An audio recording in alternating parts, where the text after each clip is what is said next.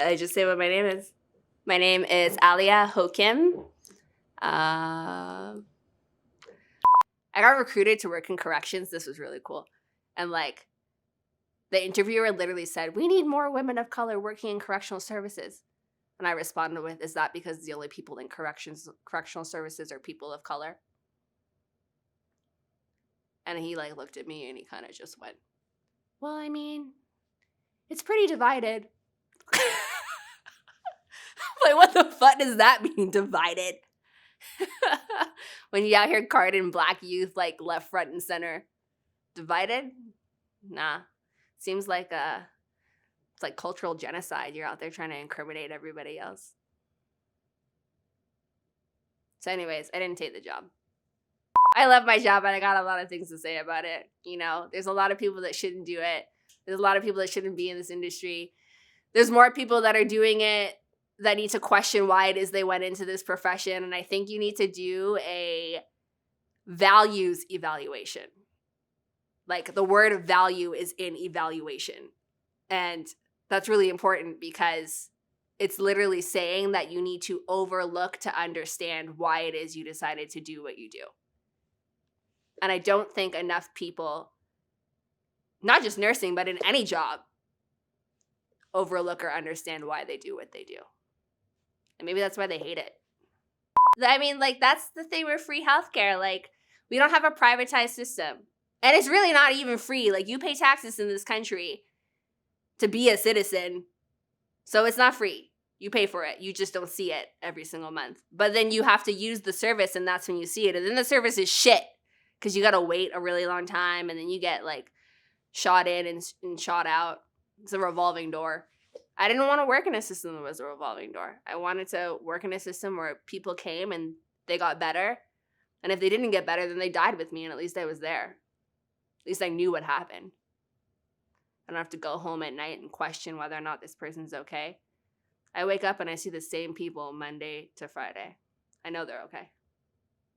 There's this like whole theory called Charles Cooley, the looking glass self. I have a minor in sociology, so I'm obsessed with like social structures and social functions and how people operate within those social structures.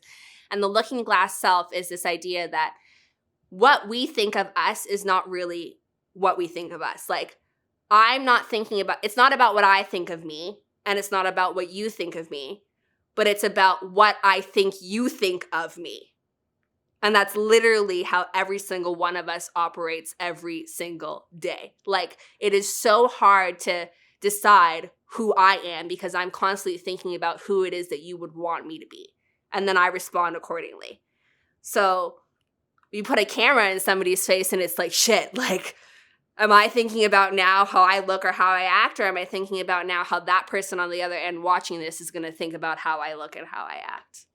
Like, on TV, we pay to consume other people's problems. Like, when I'm sitting there watching, like, Real Housewives, I mean, trash television. Shouldn't even name it. It's all trash. But, like, I am paying to watch your problems. Am I doing it because it makes my problems seem smaller? Or am I doing it because it distracts me from my own actual real-life problems? I have yet to figure it out. But I know that when I stopped watching other people argue for, like, television or the dramatization of television, I actually stopped looking for problems in my own life too. Good people know good people. And good people need good people.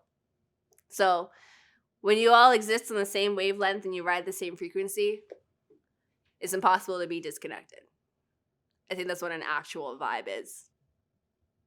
Now that we're all adults and you run into people like as an adult, and you're looking at them and they're looking at you, and this like group of people also used to make fun of me when I was a kid. That same group of people hit me up on social media, and they now throw like these parties or whatever. And they're like, "Oh, you want to come to our party? Like, we think you're so fit, blah, blah, blah." And I just think to myself, like, this is the last group of people I would ever want to be associated with in my entire lifetime. So I think the answer is no. But I wonder if 16-year-old me would have felt that way.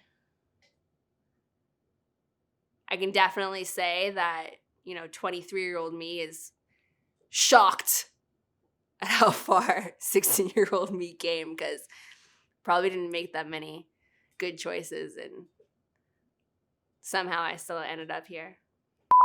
And now my friends are like on me to get back into dating, and there's definitely like a huge fear associated with it because you don't know what's out there. And I'm terrified of apps. Like, I don't understand this new media generation of like getting on a dating app and like thinking you're gonna swipe left or swipe right for the one based on like a photo and like minor characteristics of an individual. It doesn't really make a lot of sense to me. I like organic interactions. I think they're real. I think the best assessment of a person is the one you meet firsthand. I think people should value that a lot more. It's very commercialized, this idea of modern day dating. What do you do about a relationship that almost was but never really is?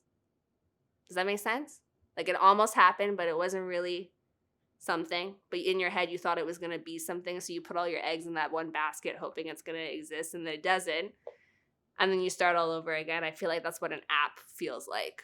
It's like speed dating 101. So I won't get on it. And maybe that means that, like, I'm alone a lot longer, but I think I'm okay with that because I like the 2-year free version of myself a lot better than the 5-year locked up version. Something that makes me happy right now is people working really hard to improve or change the conditions of their community. I get really inspired by people wanting to make a difference because it's the highly promoted difference right now is that large-scale worldly change, but it makes me wonder if people ever think about what's going on in their own backyard. You got third world conditions everywhere across the world. You have them in Toronto. You probably just close your eyes to them. So when I see people doing things in their actual community to make them better, that's what makes me happy right now. When I started getting paid for my job, okay, so back up. Before I was a nurse, my dad, when he was around, was a humanitarian. So we used to volunteer all over the city. Now, it was now that I look back on it as an adult, it was so ironic because we were dirt poor and we had nothing, but we were volunteering at like other shelters and other churches and helping out at food banks. It was like, yeah, we're poor, but there's always somebody that's got less. And I loved it when I was a kid. And then when I grew up, I resented him so much because I was like, oh my God, we were so poor. And you made us do all these things. So they really taught me like values, that's for sure. And I think maybe that was his, like, he's a Rasta. So they got all kinds of ideas about, you know, how the world should operate and who should be in charge and who shouldn't be in charge. And I think that the only thing that I ever got from him was the idea that even when you think you've given everything, you can still give more. My mom just moved away. And it's like funny when you think about it, like your mom is the only person that knows you for your entire life, like literally. Even when you think about having a younger sibling and you see that person come into the world, and that's pretty cool, and you can say that you know that person for their entire life because you literally saw them come into the world, your mom is still the only person that knows you your entire life. So there's a closeness there that you can't get away from. It always exists and it doesn't go anywhere. And she had me when she was like a baby. So she was a baby having a baby. And now she's living out that life that I robbed her from being born. But it's really admiring to see like a grown woman take back her life and be the person that she always wanted to be. But it doesn't take away from, you know, how much I miss her. I think it was really hard growing up, like trying to be my mom's kid and trying to be her partner at the exact same time. And there was a lot of stress around that because, you know, on one end, you were looking for guidance, and on the other end, you needed to get up and get a job.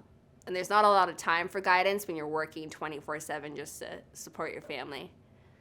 So at the end of the day, as much as I hated it, and I ragged on all my friends for it too because I was so stressed out, if I didn't feel that pressure, I wouldn't be that person I am right now.